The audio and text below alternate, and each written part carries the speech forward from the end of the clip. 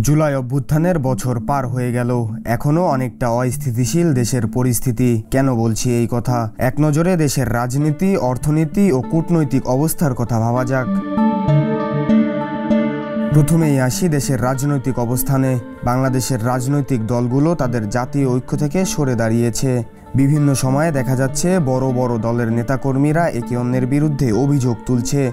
জুলাই আন্দোলনের ক্রেডিট নিয়ে কাদা ছোড়াছুড়ির মতো ঘটনাও চোখে পড়ার মতো। এক দল নির্বাচনের জন্য মরিয়া, অন্যদিকে অন্য দল চায় নির্বাচন যতটা পেছানো যায়। বিএনপি বনাম জামাত, শিবির বনাম বাম, এনসিপি বনাম বিএনপি দ্বন্দ্ব লেগেই আছে।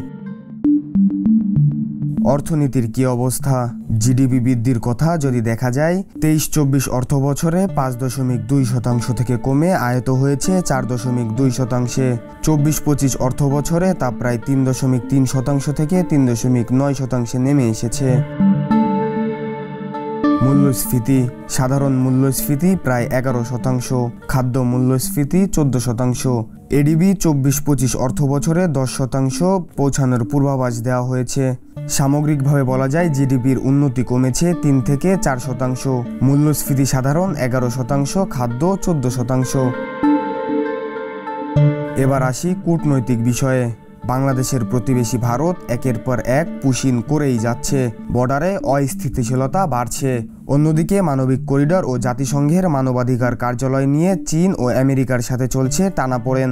সব মিলিয়ে কি মনে হচ্ছে, দেশ হাঁটছে কোন পথে? শাহরিয়ার জামিল নূর, দ্য নিউজ, ঢাকা।